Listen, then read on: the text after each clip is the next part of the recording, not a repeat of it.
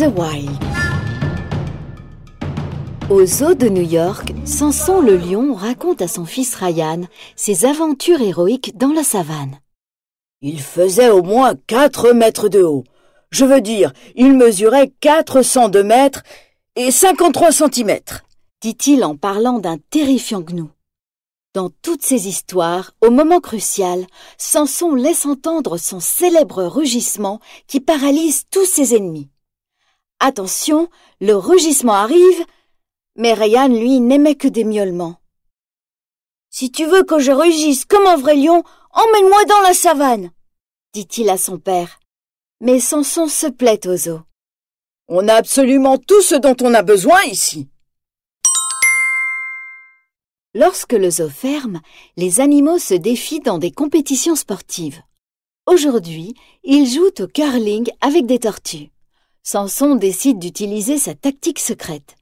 Attacher Larry l'anaconda à Bridget la girafe et à Benny l'écureuil. Il les utilise comme lance-pierre pour propulser la tortue et marquer un point. Mais ses efforts sont vains et l'équipe du lion perd. Et Ryan n'est même pas là pour réconforter son père. Tiens, d'ailleurs, où est Ryan? Le petit lion n'arrive pas à penser à autre chose qu'à la savane. Il rêve de vivre en liberté et, toujours rêveur, entre dans l'un des conteneurs en partance pour l'Afrique. Quelque temps après, il se retrouve enfermé à l'intérieur. Le conteneur va être emporté. Le conducteur met le moteur en marche. « Papa !» crie-t-il alors qu'on l'emmène. Samson réunit ses amis, ils doivent s'échapper du zoo et suivre le camion. Mais quand ils arrivent au port, il est trop tard. Le bateau de Ryan a déjà largué les amarres. Mais le groupe n'abandonne pas et embarque sur un remorqueur. « Qui sait gouverner? Aucun de nous, on est des animaux !» réalise Bridget la girafe. Samson va-t-il pouvoir manœuvrer le bateau? Bien sûr, son fils est en danger, rien ne pourra l'arrêter.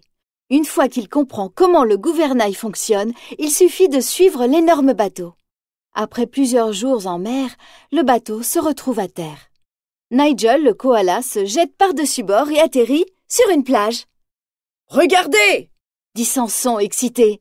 Ils ont accosté sur une île recouverte de palmiers avec un grand volcan d'où sort de la fumée. Retrouver le petit lion sera facile. « J'ai senti son odeur !» se réjouit Samson.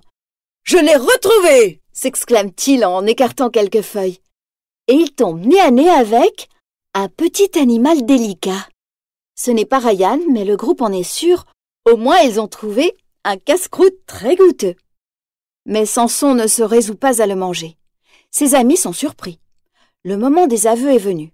« Je ne suis pas né dans la savane, je vous ai toujours menti. » Toutes ces aventures ont été inventées. Quelle humiliation! Il s'enfuit sans remarquer qu'un troupeau de gnous féroces encercle ses amis et capture Nigel. Mais pourquoi lui?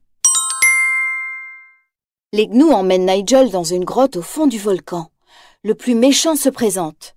« Je m'appelle Khazar. » Il poursuit. « Leader, prophète et grâce à toi, bientôt, carnivore !» Étrange mais vrai. Les gnous veulent devenir carnivores afin d'être plus forts que les lions.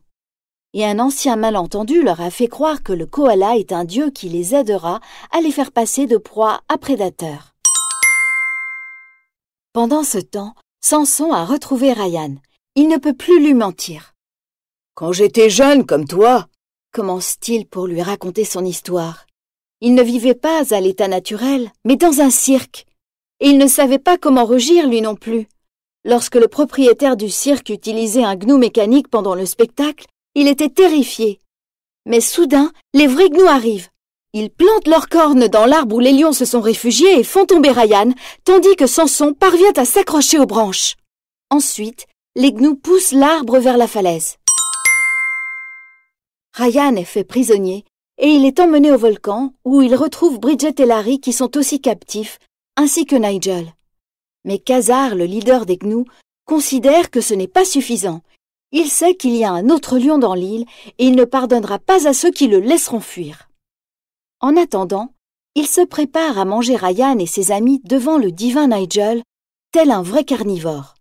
Pendant ce temps, Samson est toujours inconscient tout en bas de la falaise.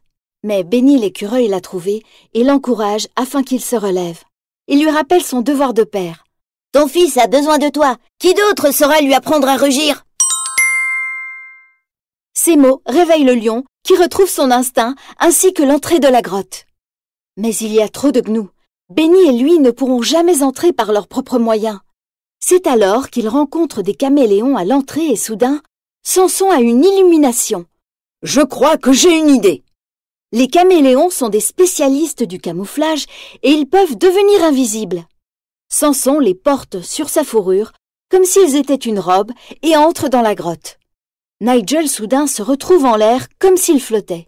En fait, Samson est en dessous, recouvert de caméléons. Les gnous, distraits par ce spectacle, sont encore plus convaincus que Nigel est un dieu. « Ton pouvoir nous rend humbles, » dit Khazar. Malheureusement, la ruse ne dure pas. Les caméléons s'enfuient à cause de la chaleur étouffante du volcan et Samson réapparaît. Khazar n'en croit pas ses yeux. Il la tient, l'opportunité d'affronter un lion adulte. La proie va enfin devenir prédateur. Le combat est rude et les gnous semblent proches de la victoire. « Il va massacrer Samson si on n'agit pas immédiatement !» dit Béni désespéré. Il est temps pour les amis de Samson de dégainer leur botte secrète. Utilisant Larry comme lance-pierre, ils lancent une pierre, puis Ryan s'élance à son tour. Le petit lion n'en croit pas ses oreilles. Il rugit pour la première fois. Mais Khazar lui inflige un violent revers, et il est prêt à les tuer tous les deux. Samson doit mettre le paquet.